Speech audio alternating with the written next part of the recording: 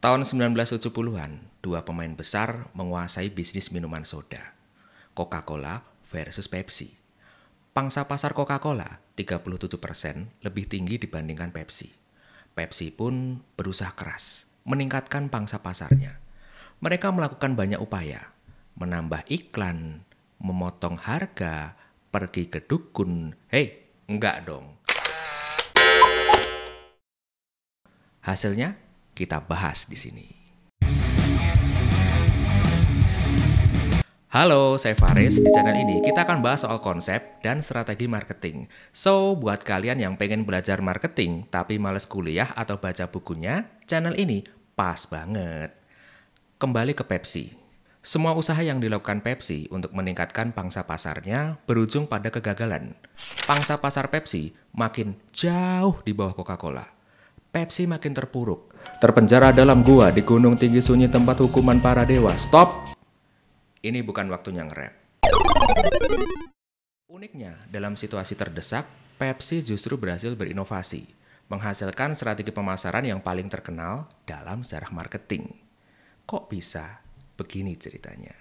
Pada masa itu, salah satu pasar yang paling menjanjikan untuk pertumbuhan bisnis minuman soda adalah Dallas, salah satu kota besar di Amerika yang terletak di negara bagian Texas, wilayah terpadat keempat di Amerika. Kalau di tempat kita ya mirip-mirip seperti Medan, Surabaya, atau Wakanda. Hah? Di Dallas, Pepsi menggandeng agen iklan kecil yang bernama Sanford Agency untuk bikin iklan. Setelah dikasih penjelasan, Sanford Agency mulai bekerja. Mereka melakukan riset awal. Akhirnya, mereka tahu akar masalahnya di mana. Penjualan Pepsi buruk karena kesadaran masyarakat atas merek itu rendah. Karena pengen tahu sebab dari kesadaran masyarakat yang rendah atas merek Pepsi, agen iklan itu pun melakukan diskusi kelompok, melibatkan beberapa peserta yang terdiri dari orang-orang yang suka minuman soda, entah itu Coca-Cola atau Pepsi. Awalnya, para peserta dalam grup tersebut diminta meminum dua jenis minuman soda yang ditaruh di dalam kemasan botol tanpa merek. Isinya ya Coca-Cola dan Pepsi. Tapi mereka nggak ada yang tahu. Peserta diminta untuk memilih mana minuman soda yang mereka sukai. Hasilnya, 70% dari peserta memilih Pepsi. Sanford Agency heran dong. Kok bisa? Orang suka rasa Pepsi, tapi yang mereka beli jahe gepuk. Hei, enggak dong. Coca-Cola. Setelah diberitahu, kebanyakan peserta pun kaget. Sebagian dari mereka marah karena merasa dibohongi. Mereka tuh nggak percaya kalau minuman yang mereka pilih beneran Pepsi.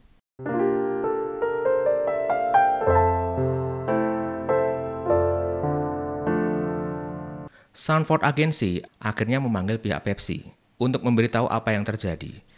Direktur pemasaran Pepsi, Norm Sylvester dan Pete Reader, duduk bergabung dengan tim Sanford Agency melihat secara langsung di balik cermin satu arah, menyaksikan proses uji rasa tersebut, dan mereka melihat fenomena itu terjadi lagi. Tidak diragukan lagi, orang-orang memang memilih Pepsi. This is the Pepsi for every generation. Dari kejadian itu, lahirlah tantangan Pepsi, sebuah iklan yang berisi tentang uji rasa yang dilakukan dengan membandingkan dua minuman bersoda tanpa merek. Beberapa sukarelawan dikumpulkan dengan mata tertutup untuk mencicipi rasa dari dua minuman bersoda yang dihilangkan labelnya. Di depan sebuah toko kosong di sebuah pusat perbelanjaan di Dallas, lokasi tantangan Pepsi diatur. Di situ ada sebuah ruang tunggu dan sebuah ruang uji rasa. Orang-orang ditanya, apakah mereka suka minuman bersoda? Kalau iya, mereka ditawari untuk mengikuti uji rasa. 500 uji rasa berhasil direkam, dan 10 diantaranya dipakai untuk iklan televisi.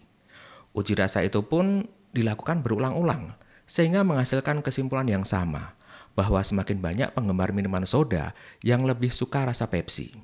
Itu pesan kuncinya. Karena berhasil dilakukan di Dallas, Pepsi pun makin percaya diri. Mereka akhirnya mencoba melakukan tantangan Pepsi di pasar yang lebih besar, Los Angeles, kota paling padat kedua di Amerika, dan ternyata sukses. Dampaknya luar biasa. iklan tantangan Pepsi viral di Amerika, trending topik. Setiap kali iklan tantangan Pepsi muncul di TV, orang-orang banyak yang memperhatikan. Bahkan banyak keluarga yang penasaran dan mencoba sendiri tantangan Pepsi versi mereka. Karena terpengaruh oleh iklan itu, dalam waktu 8 tahun, tantangan Pepsi berubah menjadi tren dunia. Ada sekitar 25 juta orang yang melakukannya di berbagai negara. Wow. Dampaknya ke saya? Nggak ada. Loh tapi ke Pepsi? Wow, menguntungkan sekali. Peningkatan penjualan Pepsi mencapai angka 495 juta krat dalam volume penjualan tahunan. Di Dallas, pangsa pasar Pepsi naik dari 8% jadi 20%. Di Los Angeles, naik dari 11% jadi 19%. Di Nganjuk, naik apa ya kalau mau ke sana?